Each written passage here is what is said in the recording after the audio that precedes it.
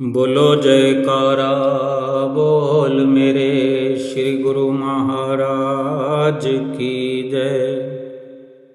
सभी गुरुमुख प्रेमियों से सप्रेम जय सच्चिदानंद।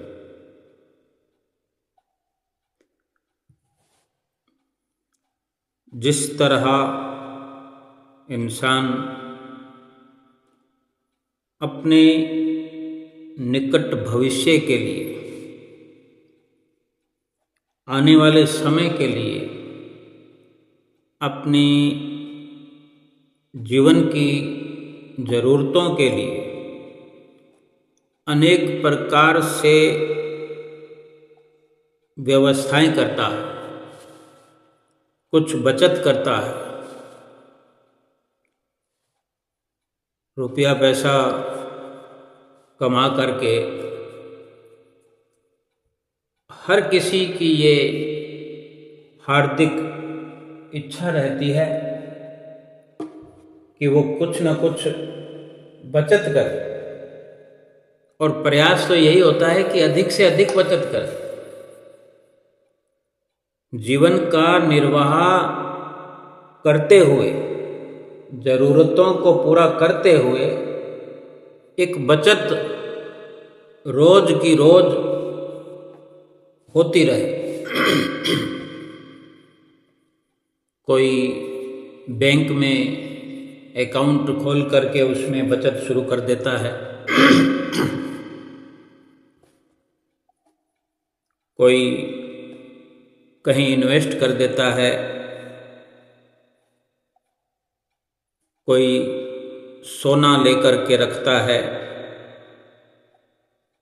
कोई जमीन जायदाद लेकर के रखता है। धन के अलावा और भी बहुत सारी वस्तुएं जीवन में जो रोज काम आया करती है, कुछ वस्तुएं या धन जो एक निश्चित समय पर काम आता है, आ सकता है। जैसे घर में कभी न कभी बच्चों की शादी का अवसर आता है, कभी अपने मकान को एक नया रूप देने का अवसर आता है। तो ये विचारधारा हमारे अंदर चलती रहती है कि मकान भी बनाना है, गाड़ी भी लेना है, बच्चों की शादी करनी है, बच्चों को पढ़ाना लिखाना है।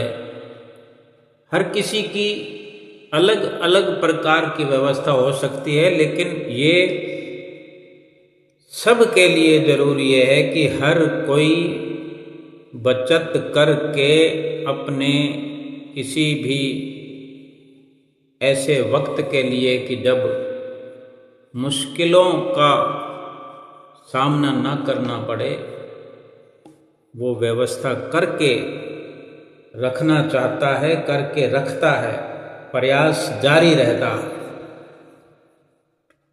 अगर किसी वक्त जरूरत हो और हमने ऐसी व्यवस्था ना की हो,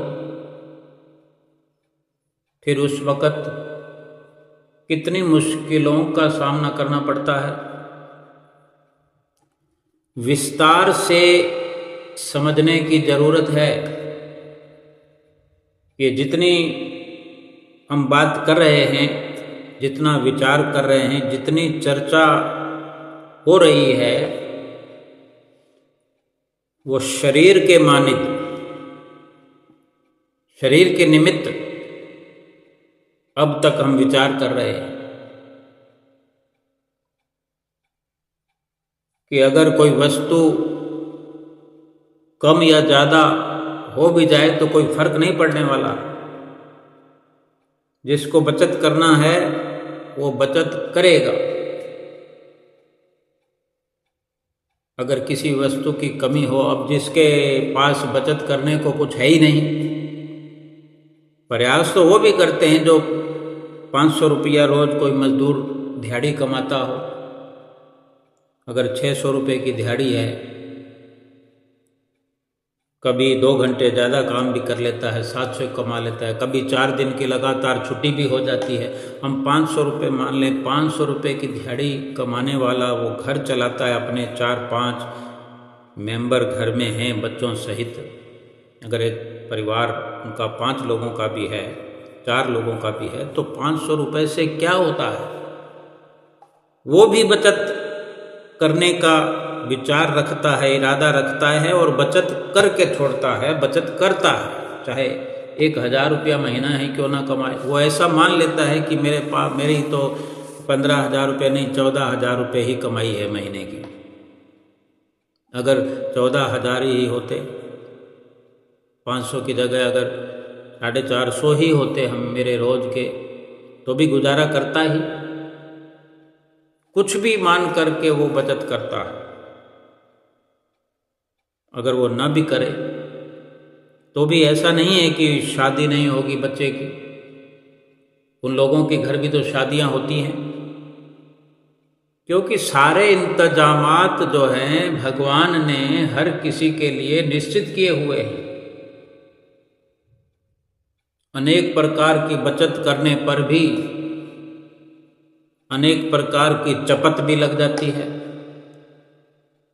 हमने किसी प्रकार का इंतजाम किसी वस्तु के लिए, किसी काम के लिए बचत की हो, सेविंग की हो, लेकिन वो बीच में अचानक कोई ऐसा घटित हो जाए कि कहीं और खर्च हो जाए, तो कुदरती आपदा का कुछ पता नहीं है। लेकिन फिर भी हम ये समझने की कोशिश करें कि हमारा जतन ये होता है कि हम बचत करके चलते चले। और जो ऐसा सोचते हैं कि अभी तो खाने पीने के दिन हैं, ऐश करने के दिन हैं, सुख भोगने के दिन हैं, अभी बचत की क्या ज़रूरत है, फिर करेंगे, अगले साल शुरू कर देंगे, 6 महीने बाद शुरू करेंगे, तो उनका वो दिन कभी नहीं आता। उनके जीवन में हर वक्त जब देखो कर्ज सिर पर चढ़ा रहता है। तो ऐसी ऐश परस्ती का भी कोई लाभ नहीं। एक सामाजिक विचार है, दुनियावी विचार है, संसारिक विचार है। बड़े बुजुर्गों की ये समझाइश अपने परिवार में अपने बच्चों के साथ होती है कि सामाजिक जीवन में किसी भी घटना दुर्घटना से निपटने के लिए, मुकाबला करने के लिए हमारी जो स्थिति है वो वक्त ज़रूरत काम पड़ने पर एक अच्छी मजबूत स्थिति हो, ताकि निश्चिंत होकर के,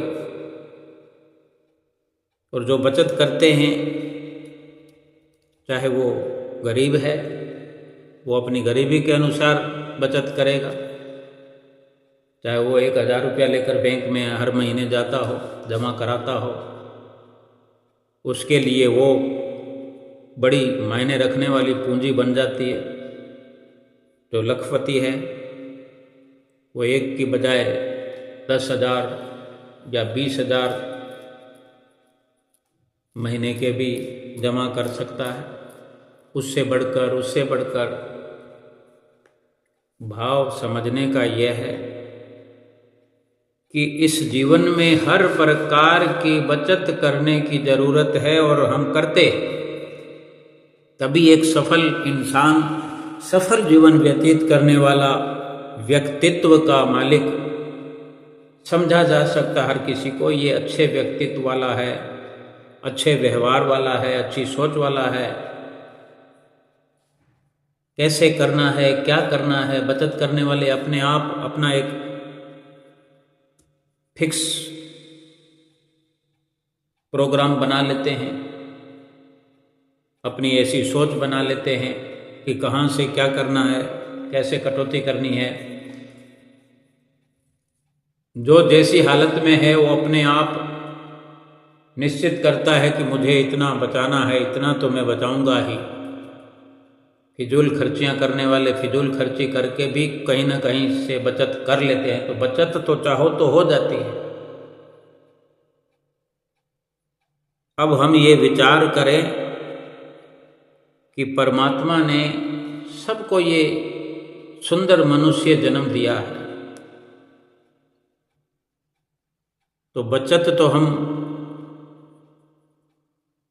हर क्षेत्र में करते हैं, कर रहे हैं। एक अनमोल वस्तु जो परमात्मा ने हर किसी को जीवन में दी है, इस अनमोल शरीर के साथ जो अनमोल श्वास दिए हैं, अनमोल वक्त दिया है, इसकी भी बचत करने की जरूरत समझने की अगर हम कोशिश करें कि कैसे श्वासों को बचाया जाए।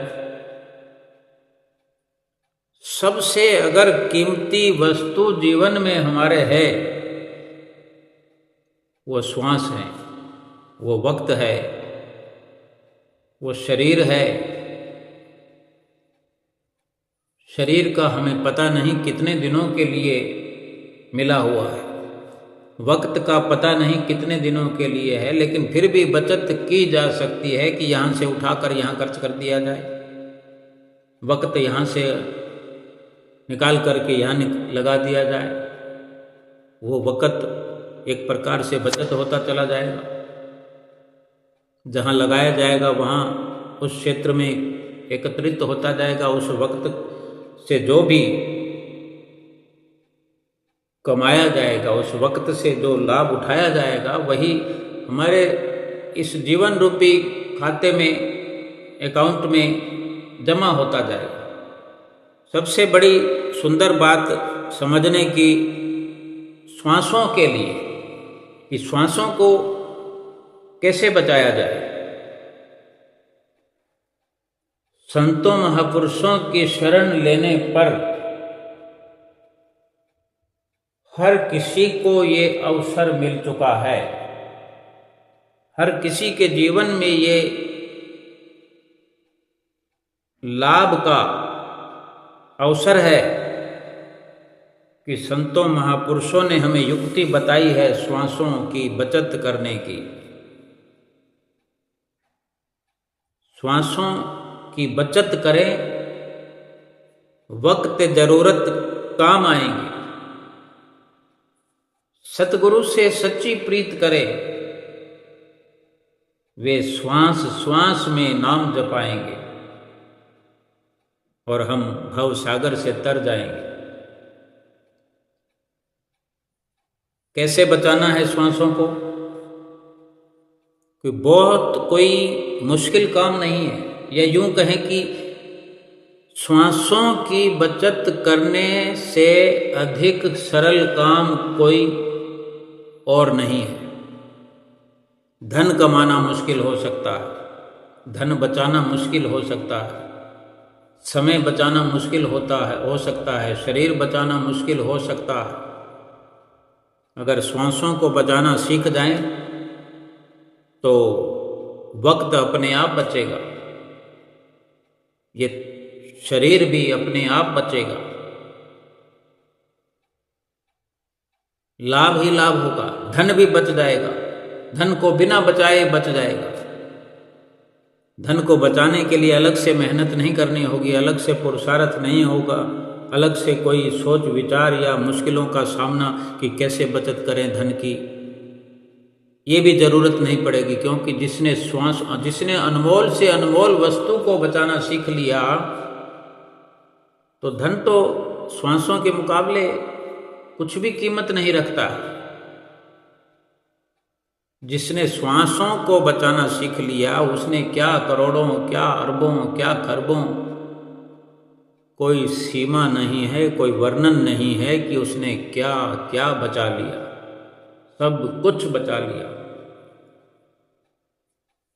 हम सत्संग में तो अनेक प्रकार से सुनते ही रहते, लेकिन उसको समझने के लिए थोड़ा वक्त चाहिए, थोड़ा विस्तार से जानने के लिए एक अवसर चाहिए कि अगर अवसर मिल जाए, जैसे कबीर साहब जी का ये दोहा हम अनेकों बार सुन चुके हैं और इसके मिलते जुलते बहुत से वाक्य हमने सुने हैं, शब्द सुने हैं संतों से, महापुरुषों से, महात्मा जनों से, 22 जनों से, हमने श्री गुरु महाराज जी से सुने हैं। पंचम पातशाही गुरु महाराज, श्री परमहंसों ने शुरू से लेकर आज तक श्री परमहंस दयाल महाराज जी, पहली पातशाही जी, दूसरी पातशाही जी, तीसरी पातशाही जी, चौथी पातशाही जी, पंचम पातशाही जी और आज हुजूर छठी पातशाही गुरु महाराज जी, कोई भी ऐसा अवसर नहीं आया होगा जब उन्होंने हमें हिदायत ना की हो। श्वासों को बचाने की युक्तियां भी बताई है।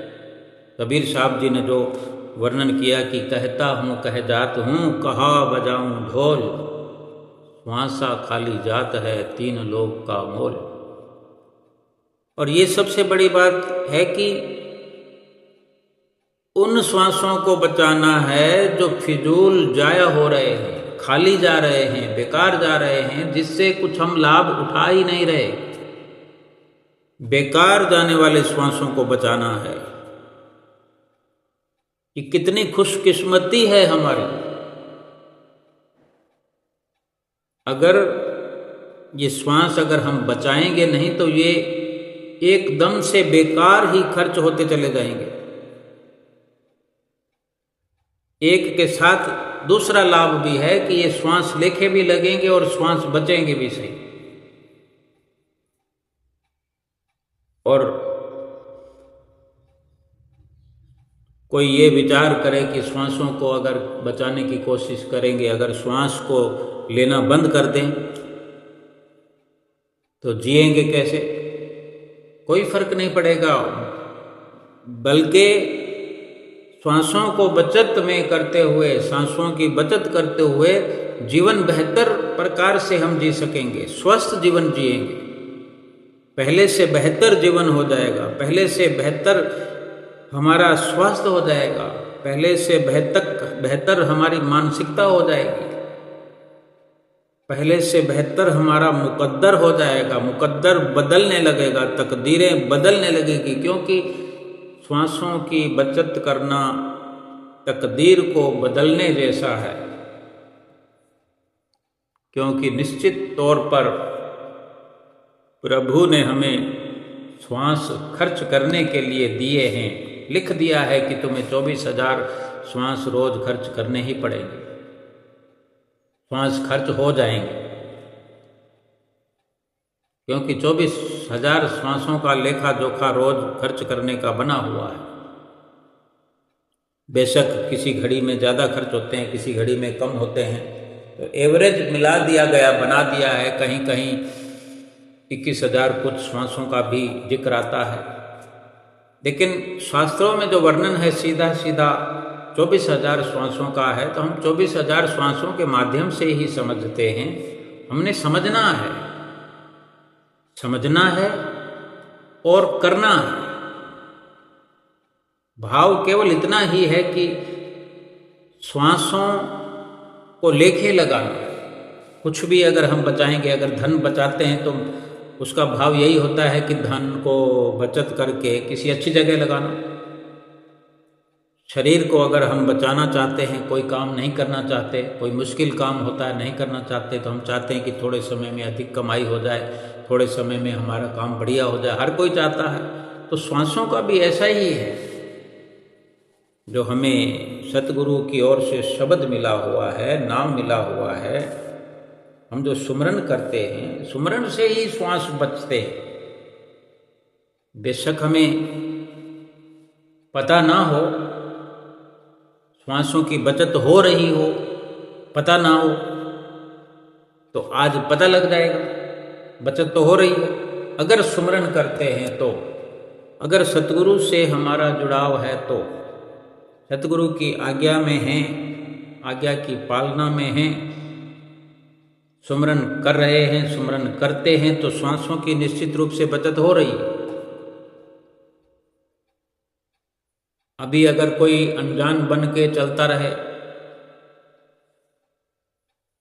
ज़्यादा लेखा जोखा ना रखता हो, लेकिन बचत करता हो, तो बचत तो होती रहेगी।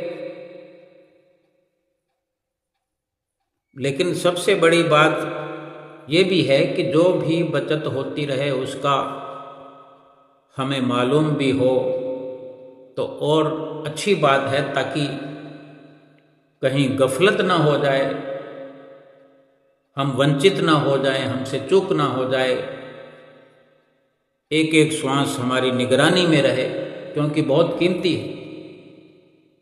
24,000 श्वास हमें खर्च करने के लिए मिले हैं। अगर हम बचत करना चाहें तो कर सकते हैं। सबसे बढ़िया तरीका, यूं तो कई प्रकार की एक्सरसाइज करने वाले, योगा करने वाले, प्राणायाम करने वाले श्वासों की बचत करते हैं, यानी श्वासों को कम खर्च करना, धीरे धीरे श्वास लेना, धीरे धीरे छोड़ना, बचत हो गई श्वास की। और सरलता से समझते हैं, हमें जो एक नामधारी गुरुमुख के लिए, सुमरन करने वाले गुरुमुख के लिए, प्रेमी के लिए, सेवक के लिए, भक्त के लिए सबसे सारी दुनिया से लाभ वाली बात यह है कि वो सब कुछ करते हुए श्वासों को लेके लगा रहा है। जो योगा करता हो, प्राणायाम करता हो, सुमरन का पता नहीं है, भजन अभ्यास का पता नहीं है, सतगुरु की शरण हासिल हुई नहीं है, तो श्वासों का लाभ उसे मिलेगा। जीवन, उसका शरीर स्वस्थ होगा, मानसिकता अच्छी होगी, बहुत कुछ लाभ उसका मिलेगा, लेकिन आत्मा का भला नहीं होगा। जो सतगुरु से जुड़े हुए हैं, गुरुमुख प्रेमी हम लोग, जो नाम की कमाई में लगे हुए हैं, नाम का सुमरन करते हैं, भजन अभ्यास करते हैं, सतगुरु की आज्ञा की पालना करते हैं, सतगुरु का ध्यान मस्तक पर धारण करते हैं, नियमित रूप से भजन अभ्यास करते हैं, उसके जीवन में अलभ्य लाभ हर पल, हर श्वास में होता चला जाएगा, और हजारों श्वास रोज के रोज बचत किए जा सकते हैं। और जब तक श्वास खत्म नहीं होंगे जीवन में, बचत किए हुए श्वास भी जब तक खत्म नहीं होंगे, मौत छू भी नहीं सकती।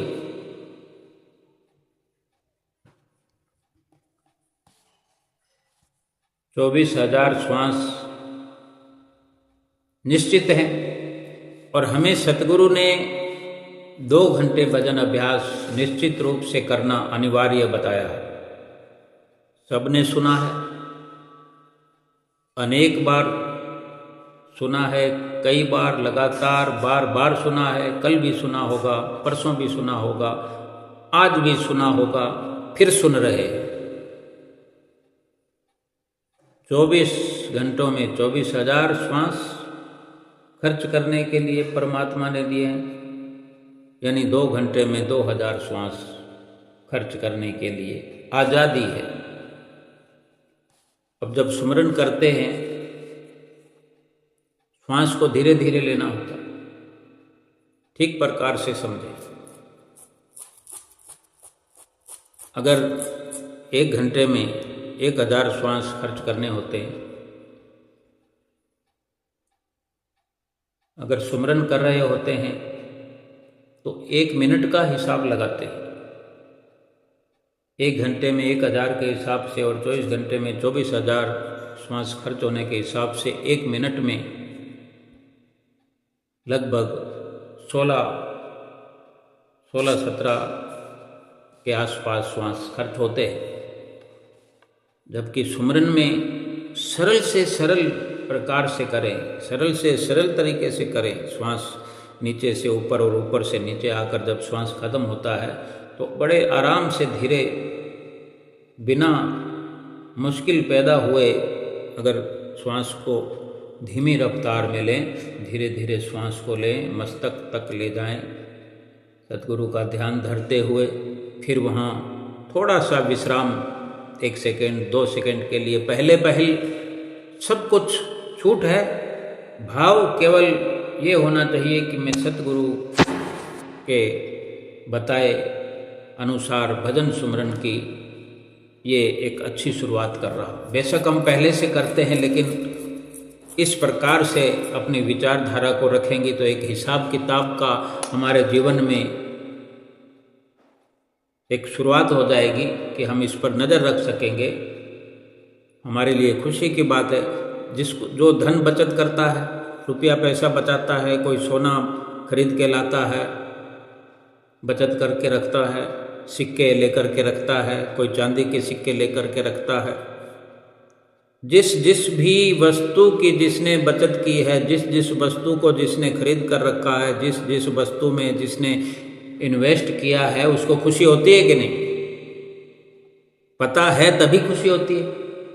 अगर एक घर के अंदर मुखिया कोई इन्वेस्ट करता है और बच्चों को बताता है कि बच्चों हमने एक प्लॉट लिया है, तो उसमें आजकल अधिकतर ऐसा भी होता है कि वो मुखिया जो है, पिता जो है, कुछ वस्तु किसी बच्चे के नाम से, कुछ किसी बच्चे के नाम से, ऐसा भी होता है। तो सबको खुशी हो जाती है, यानी कुछ भी एकत्र करने पर खुशी होती है कि हमारे पास ये है, हम इसी चीज़ से जुड़ गए हैं। प्लॉट हमारा 2, 4, 5, 10, 20, 100, 200 किलोमीटर दूरी पर है, लेकिन खुशी हमें यहाँ हो रही है। अब श्वास हमारे इस जिस्म में चल रहे हैं, हमारे शरीर में श्वास चल रहे हैं, हमें खबर नहीं है। रुपया हमारी जेब से जा रहा है, क्या हमें खबर ना हो ये अच्छी बात तो नहीं।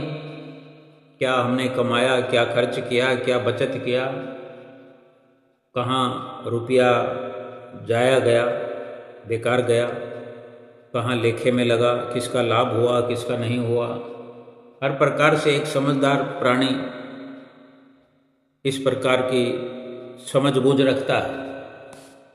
अब श्वास को भी हम इसी प्रकार से समझेंगे, अपने आप को रिलैक्स करते हुए, क्योंकि इसके साथ समय भी जुड़ा हुआ है।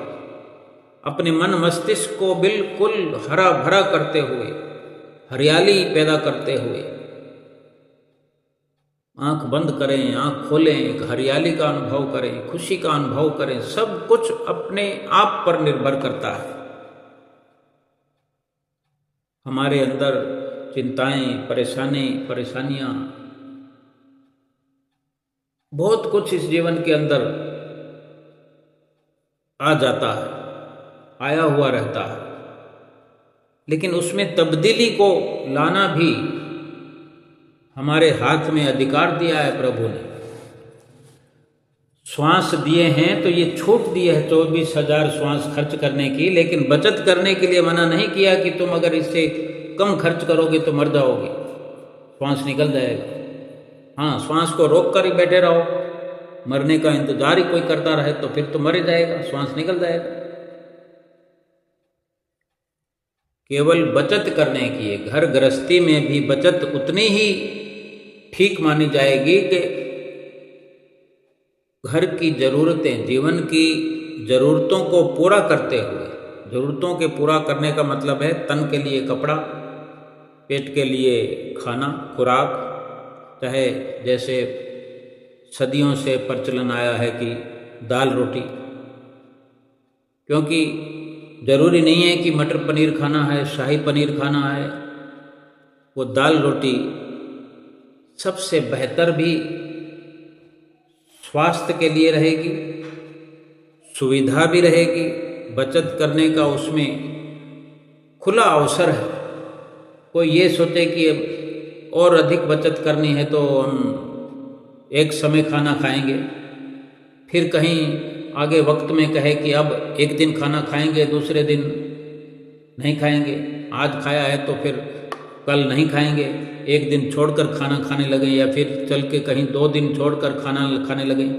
ये बचत ठीक नहीं है। अपनी ज़रूरतों को पूरा करते हुए, जहाँ 4 सूट पहनने हैं वहाँ 2 कर दिए जाएं, जहाँ कुछ अधिक खर्च हो रहा है तो विचार किया जा सकता है कि कहाँ कुछ चेंज कर दिया जाए कि थोड़ा कम खर्च हो सके। 4 जोड़ी जूते हमारे पास पड़े हैं और फिर एक और जूता लेने का, चप्पल लेने का इरादा हो रहा है तो उसको बदल दिया जाए, तो 4 जूते या 4 अच्छी चप्पलें हैं तो 2 साल ही हमें ज़रूरत ना पड़े। तो ऐसी बातें सोच करके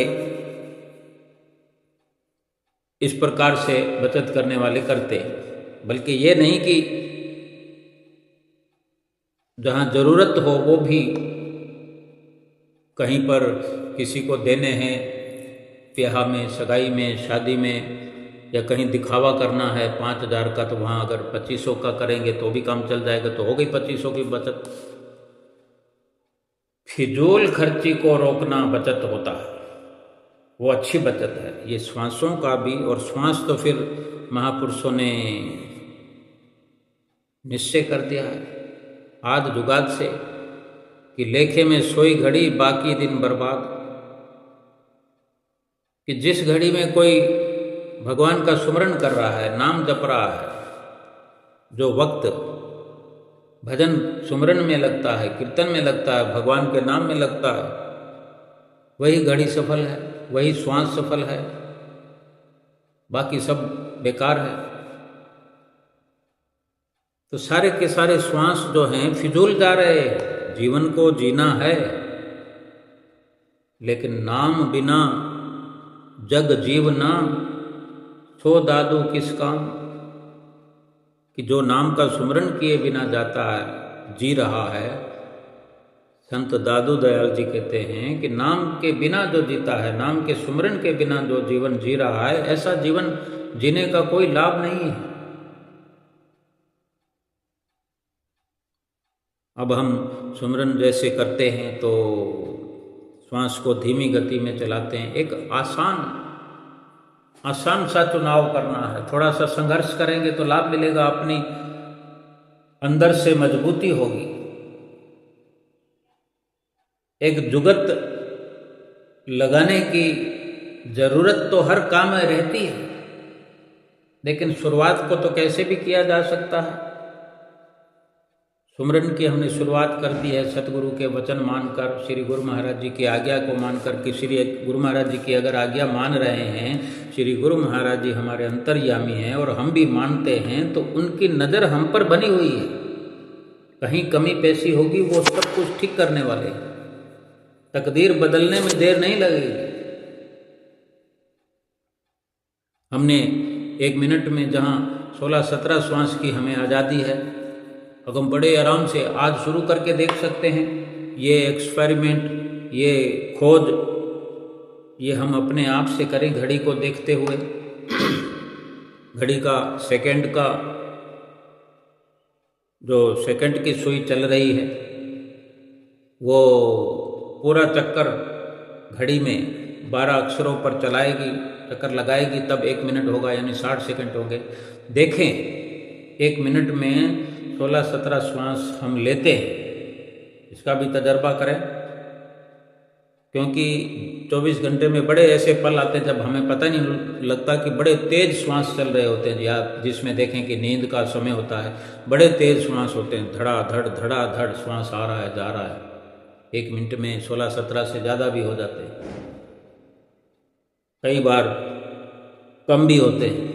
लेकिन अब जो सुमरन की हम बात करते हैं, प्रयास करते हैं, कोशिश करते हैं, शुरुआत कर चुके हैं, तो ये हमारी निगरानी में, हमारे नॉलेज में ये होगा कि श्वासों को धीरे चला रहे हैं।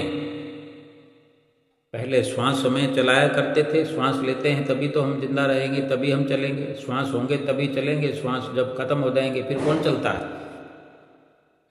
लेकिन अब ये निश्चित हुआ कि अब हम श्वासों को चलाने लगे। ज़्यादा नहीं तो चलो 2 घंटे के लिए ही सही, 2 घंटे सुमरन करना है हमने। एक साथ करते हैं तो एक साथ, और 1-1 घंटा 2 बार करते हैं तो 1 घंटे का हिसाब लगा लें। हमने अभी 1 मिनट का हिसाब लगाना शुरू किया है। 1 घंटे में 16-17 श्वास, 24,000 एक दिन के श्वासों के हिसाब से जो 1 मिनट में खर्च होते हैं 16-17 श्वास।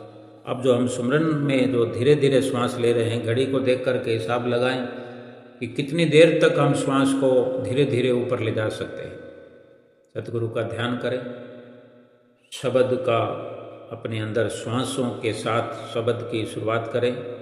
जबान को हिलाना नहीं है, बोलना नहीं है, श्वासों के साथ चलाना, एक अनुभव करना है। शब्द का आधा हिस्सा जो श्वास को लेते हुए ऊपर तक, फिर ऊपर से चलाएं तो शब्द का आगे का आधा हिस्सा फिर नीचे आते हुए ये श्वास पूरा हो गया। और घड़ी को देखें कि हमारे श्वास ऊपर जाने में और नीचे आने में बड़े आराम से अगर 20 सेकंड भी हम एक श्वास को पूरा करने में लगाते हैं तो 60 सेकंड में 3 ही श्वास चले। और हम जहाँ समझ रहे हैं, जान रहे हैं कि वर्णन है शास्त्रों में, और वर्णन ही नहीं है, ये सच्ची बात है कि 1 मिनट में 16-17 श्वास खर्च होते हैं। हम 16 समझ लें, कहाँ 16 श्वास और कहाँ 3 श्वास। और थोड़ा आसान करना है तो चलो 15 सेकंड में हम एक श्वास को पूरा कर लेते हैं। ओखा होने की ज़रूरत ना हो, बड़े आराम से 7 सेकंड तक हम श्वास को ऊपर ले जाते रहेंगे। बस श्वास वही है सफल, जो ऊपर जाए और वापस नीचे आए, बीच में न टूटे, मुकम्मल तौर से उतना ही। नहीं तो उसको एक बार लगा करके छोड़ दें, फिर टूट जाएगा बीच में। ऐसे तो 40 सेकंड तक श्वास चलता जाएगा, ऊपर चलता जाएगा, लेकिन उसको वापस भी तो लाना है। तो आसान सी शुरुआत करनी है। जैसे अभ्यास बढ़ता जाएगा, अनुभव अपने अंदर से अनुभव खुलता जाएगा, अपने नॉलेज में सब कुछ रहेगा। ये हमारी ओर से किया हुआ हमारे इस जीवन का सबसे बेहतरीन और सबसे बड़ा अनमोल एक्सपेरिमेंट होगा। ये हमारे जीवन की, हमारी स्वयं की वैज्ञानिकता है। हम अपने जीवन के वैज्ञानिक हैं। वैज्ञानिकों ने बड़े बड़े आविष्कार किए होंगे। श्वासों को बचाने वाले, श्वासों की बचत कराने वाले वैज्ञानिक इस दुनिया में हैं, वो हमारे श्री गुरु महाराज जी हैं, जिन्होंने हमें नाम की बख्शिश की। अब हम विचार करें कि 1 मिनट में 4 श्वास लिए, 16-17 की जगह 16 श्वास की जगह 4 लिए तो 12 श्वासों की बचत हो गई। अगले श्वास में ये हम भूल गए, ध्यान कहीं भटक गया, ऐसा भी होगा, बहुत बार होगा, ऐसा वैसा बहुत कुछ होगा, ध्यान भटकेगा। लेकिन जो हमने शुरुआत की है, हमारी निगरानी में रहने पर ये श्वास हमारी निगरानी में चलेंगे तो भटका कर हमारा ध्यान, हमारा मन वापस वहीं आएगा कि अब शुरू होता है श्वास। चाहे 1 मिनट में 16 श्वासों का हिसाब है, 1 मिनट में हमने 3-4 श्वासों को तो अच्छे से चला लिया। अगला मिनट जो है वो डगमगा गया तो उसके आगे वाला मिनट काम में ले लिया जाए। 1 घंटे में 10 मिनट का भी लेखा जोखा अपने हाथ में कर लिया तो 10 मिनट के अंदर भी 160-70 श्वास खर्च होते हैं। और हमने नियमित रूप से 4 का हिसाब लगाएं तो 10 मिनट में हमने 40 चलाए, 10 मिनट में हमने 100-125 श्वासों का फायदा कर लिया। 1 घंटे का हिसाब लगाएं, 1 घंटे में इस हिसाब से लगभग 1000 श्वास खर्च होते हैं। तो हर मिनट में अगर 10-12 श्वास, 10 भी अगर श्वास बचाते हैं 1 घंटे में, 1 मिनट में, 1 मिनट में 10 श्वास बचाते हैं तो 1 घंटे में 600 श्वास बचा लिए। यानी जितना खर्च करते हैं उससे ज़्यादा बचत हो रही है। अगर हम 50-50 मान लें, आधा भी मान लें कि हम आधे श्वास करते हैं तो 2 घंटे का हिसाब हम लगाएं कि 2 घंटे में 2000 श्वास खर्च होने की छूट है और हमने 1000 श्वास बचा लिए, 500 भी श्वास बचा लिए। तो ये बचत रोज हो रही है। ये कभी इस प्रकार का हमारा जो एक्सपेरिमेंट है, इस प्रकार की हमारी जो सोच है बन जाती है, सतगुरु से हमारा ऐसे जुड़ाव हुआ है, सतगुरु की आज्ञा और मौज पर हम चलने लगे हैं, उनकी आज्ञा को शिरोधार्य किया है। ये तो श्वासों की बचत की बात कर रहे हैं, उसके ऊपर क्या क्या लाभ हमें सतगुरु समझाते हैं। अब जिसको श्वासों की बचत करना आ गया तो उसका धन तो अपने आप बचेगा। जो सुमरन करने वाला हो जाएगा, भजनीक माना जाएगा, सेवक और संत विचारों वाला, संतों की विचारधारा वाला इंसान हो जाएगा, पाक पवित्र जिसकी आत्मा सुमरन करते करते हो जाएगी, भला वो फिजूल खर्ची करेगा? नहीं करेगा। वो संसारिक ख्यालों से अपने आप को बचाने लगेगा।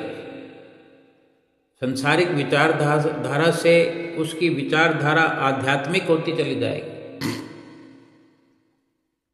शरीर से चल करके उसका ध्यान आत्मा पर केंद्रित हो जाएगा, उसकी आत्मा पवित्र होगी। वो आत्मा को कपड़े पहनाने के लिए सोचने लगेगा। हम जो सुमरन करते रहेंगे तो ये सोचो कि ये आत्मा की बचत है, आत्मा के लिए सेविंग हो रही है, ये आत्मिक लाभ हो रहा है, ये परलोक का तोषा है, परलोक में साथ ले जाने वाला धन है। ये आत्मा के नाम में, आत्मा के अकाउंट में अगर आत्मिक धन इकट्ठा हो रहा होगा, हम कर रहे हैं, होने लगेगा धन इकट्ठा, तो आत्मा खुश होगी कि नहीं होगी? जिसकी आत्मा खुश है, जिसकी आत्मा प्रसन्न है, तो उस पर परमात्मा की भी प्रसन्नता अवश्य अवश्य होगी। सोचने मात्र से परमात्मा की प्रसन्नता हो जाती है। एक बच्चा अगर माता पिता से कहता है कि मैं इतने रुपए ढेर सारे कमा के लाऊंगा, मैं आपकी गोदी में, आपके हाथों में वो धन ला के रखूंगा, माता पिता को कितनी खुशी होती है कि अगर बच्चा ये कह दे कि मैं मम्मी आपके लिए ये लेके आऊँगा, पापा आपके लिए लेके आऊँगा। छोटे छोटे बच्चे होते हैं, अभी उनकी पढ़ाई भी पूरी नहीं हुई है, अगर ऐसी बातें करते हैं तो माता पिता की आंखों से आंसू आ जाते हैं खुशी के मारे। उनके अंदर खुशी समाई नहीं जाती, इतनी खुशी होती है जब बच्चे ऐसा कहते हैं। तो हम भी तो परमात्मा के बच्चे हैं, परमात्मा की अंश हैं। केवल विचार करने मात्र से उनकी प्रसन्नता बरसात की तरह हमारे जीवन में बरसती है। बोलो, तकदीर बदलेगी कि नहीं बदलेगी? हम जो तकदीर लेकर के आए हैं वो हमारी बनाई हुई है। परमात्मा ने तो हमारा साथ देना है, तब भी दिया। आज अगर हम दुख पा रहे हैं, दुखों वाली तकदीर हमने बनाई, तो परमात्मा ने तो साथ ही रहना है। परमात्मा ने लेखा जोखा बना दिया। परमात्मा ने ये रास्ता भी तो बनाया है ना, भजन करो, सुमरन करो, भक्ति करो, अपने श्वासों को लेके लगाओ। श्वासों की बचत किस लिए करनी? बचत हो गई तो हमारा जीवन स्वस्थ रहेगा। जो श्वास बचत में रहेंगे वो उम्र को बढ़ाएंगे, और उम्र को बढ़ाकर क्या करना है? जिसने सुमरन करना सीख लिया उसको अगर श्वासों का और खजाना दे दिया जाए, किसी भजन करने वाले को, सुमरन करने वाले को परमात्मा अगर छूट दे दे, उसको बता दे कि तुम्हें 10 दिन का अवसर और देता है, तो वो खुश इसलिए होता है कि मैं 10 दिन और भजन करूंगा, 10 दिन और सिमरन करूंगा, 10 दिन और सेवा करूंगा, 10 दिन और आरती पूजा करूंगा, मैं अपनी आत्मा को 10 दिन और सुखी बनाऊंगा। क्योंकि ये सारी बचत जो आत्मा के लिए हो रही है, 1 मिनट में हम इतनी बचत कर सकते हैं। कबीर साहब जी ने जो कहा है वो यूं ही थोड़ी कहा है कि कहता हूँ कह जात हूँ, कहा बजाऊं ढोल, श्वासा खाली जा रहा है 3 लोक का मोल। एक श्वास के बारे में कहा है, 3 लोक 14 भवन, इतना धन, इतनी कीमत। उसकी कीमत कोई असरफियाँ या कोई गाड़ियाँ, बंगले या सोना चांदी हीरे मोती उस रूप में नहीं है। ये एक उदाहरण बताया है कि एक श्वास की तुलना में कुछ भी नहीं है इस दुनिया में, इस लोक में कुछ भी नहीं है। एक श्वास की कीमत 3 लोकों के बराबर आंकी है, निश्चित की है कि एक श्वास की इतनी कीमत, इतनी संपदा एकत्र कर सकता है जो सुमरन में लगाता है श्वास को। एक श्वास का इतना लाभ कमा सकता है। अगर हम इतना समझते हुए, एक श्वास की इतनी कीमत होने पर, बार बार संतों महापुरुषों से सुनने पर, समझने पर भी अगर हम आलस्य करें, प्रमाद करें, मोह की निद्रा से न जागें कितने दुख की बात है, कितने अफसोस की बात है।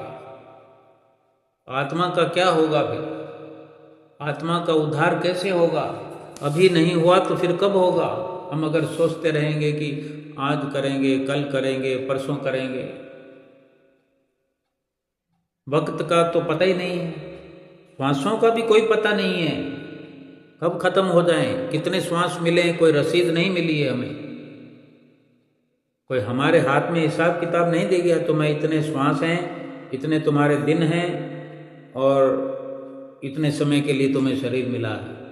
कब तक ये शरीर स्वस्थ रहेगा, कब बीमारी आएगी, कब दुख होगा, कब कोई अंग भंग होगा, कहीं तो कुछ लिखा नहीं है। इसलिए कल तो कल, आज पर भी नहीं छोड़ना है कि मैं आज करूँगा, बल्कि अभी अभी यानी जैसे दिन निकले पहले सतगुरु ध्याइए, पाछे करिए काम। आंख खुलते ही शुरुआत करें, चाहे कितना ही काम करना हो। चलो बहुत भारी काम है, मैं उठते ही और जल्दी उठ कर के सुमरन भजन अभ्यास नहीं कर सकते। बहुत काम काजी हैं, माताएं हैं, बहनें हैं, भाई हैं, बुजुर्ग हैं, बच्चे हैं, जो भी हैं करने वाले। कोई पढ़ने वाला है, कोई पढ़ाने वाला है, कोई दुकान जाने वाला है, कोई नौकरी जाने वाला है, कैसे भी है, जल्दी नहीं उठ सकते। शुरुआत तो अपने बिस्तर में ही कर सकते हैं, 5 मिनट ही सुमरन कर लें, फिर नहा धोकर जैसे वक्त मिले। माताओं बहनों को तो पूरा दिन मिला हुआ है, जब मर्जी करें। सुबह नहीं उठने वाले हैं तो सुबह उठने जैसा तो कोई लाभ ही नहीं है। नहीं उठ सकते तो कोई परेशानी वाली बात भी नहीं है। हमारे श्री गुरु महाराज जी ने छूट दी है कि 24 घंटों में जब चाहे हम करें। हमने 2 घंटों को लेखे लगाना है, स्मरण करना है। एक वक्त ऐसा भी आएगा जब ये श्वासों को इकट्ठा करने का शौक पैदा हो जाएगा, तो मन में विचार आएगा कि अब और ज़्यादा श्वासों को बचत करना है, यानी और ज़्यादा सुमरन करना है, और ज़्यादा भजन करना है, भजन अभ्यास करना है। क्योंकि जो आत्मा की खुशी झलकने लगती है जीवन में, आत्मा का जो प्रकाशित रंग रूप अंदर फैलने लगता है सुमरन के प्रताप से, जब नाम का जो प्रताप है, नाम का जो प्रभाव है, वो अंदर के वातावरण को, हृदय के वातावरण को प्रभावित करता है, उसका जो प्रकाशमयी उसकी जो झलक है वो बाहरी जीवन में भी झलकने लगती है। कभी भी ऐसे सुमरन भजन करने वाले कहीं भी चलते हों, संसार में रहते हों, आते जाते, उनसे संपर्क करने में ये नज़र आता है कि हर वक्त वो खुशी की बात करते हैं, हर वक्त वो सत्संग की बात करते हैं, सुमरन की बात करते हैं, परमात्मा की बात करते हैं, सच्चे सुख की बात करते हैं, परलोक की बात करते हैं, परलोक के धन की बात करते हैं। संसार के संसारिकता का क्या विचार रखना, संसार के झूठे धन की क्या बात करना, इस शरीर के सुखों की क्या विचारधारा को आगे बढ़ाना, शरीर का क्या हालचाल पूछना। हालचाल तो अपनी आत्मा का पूछो, दूसरे की आत्मा का पूछो। एक दूसरे को आत्मा का हाल बताना, आत्मा से मिलना मिलाना, क्योंकि इसी का सब मोल है। शरीर का क्या है, कोई समझने की बात है तो कभी कोई पूछता है भाई तुम्हारा मकान कैसा है। किसी मित्र से मिलते हैं हम, या कोई हमसे मिलता है, हमसे कोई पूछता है तुम्हारा मकान कैसा है, ठीक है, तुम्हारे मकान की तबीयत ठीक है। कोई कहता है ऐसा कि हाँ मेरे मकान की तबीयत ठीक है, तुम्हारे मकान की क्या हालत है? ठीक है, स्वस्थ है? तो ये शरीर मकान ही तो है।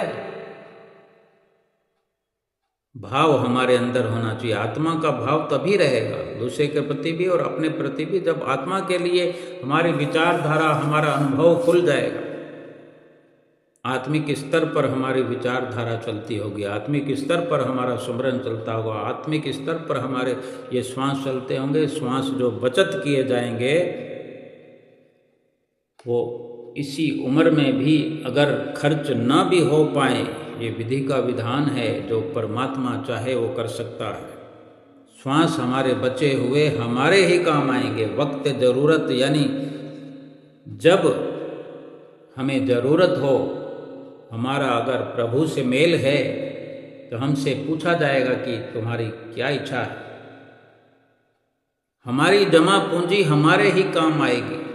एक मरते हुए इंसान को भी अगर बैंक के खाते में अकाउंट हो और वो चल फिर ना सकता हो, उठ ना सकता हो, तो बैंक का कर्मचारी घर पर आकर भी तस्दीक कर सकता है। दस्तखत करवाना हो, अंगूठा लगवाना हो, कोई स्टेटमेंट लेनी हो, बदलनी हो, वकील वगैरह सब घर आ जाते हैं और ये सारी सुविधा है। तो जहाँ सच्ची सरकार है, क्योंकि ये श्वासों की बचत तो हम सतगुरु के चरणों में, उनकी देख रेख में, उनकी सुविधाओं में, उनकी सुरक्षा में ही तो हम ये बचत करने वाले हैं और कर सकते हैं, और वही संभाल के रखते हैं। तो हमसे पूछेंगे, हमारा संपर्क अच्छा हो, हमारा कनेक्शन अच्छा हो। और फिर ये आवाज़ किसी को नहीं आती कि सतगुरु हमसे हाल पूछ रहे हैं, परमात्मा हमसे हाल पूछ रहे हैं। फिर बताने जैसा, सुनाने जैसा, पूछने जैसा कुछ भी नहीं रहता, क्योंकि सोच विचार से विचार मिल चुका होता है। सेवक स्वामी एक मत, जो मत से मत मिल जाए, चतुराई रीझे नहीं, रीझे मन के भाई। मन के भाव हैं जिससे परमात्मा रीझते हैं, सतगुरु रीझते हैं। चतुराई छोड़ करके, काम क्रोध लोभ मोह छल कपट झूठ ये सब छोड़ करके सतगुरु की विचारधारा से अपनी विचारधारा को जोड़ते हुए, उनका कहना मानते हुए, उनकी आज्ञा व मौज में चलते हुए 2 घंटे भजन अभ्यास अवश्य करें। और 2 घंटे में जो श्वास बचते हैं, ये रोज के रोज सतगुरु के चरणों के अकाउंट में जमा करते जाएं।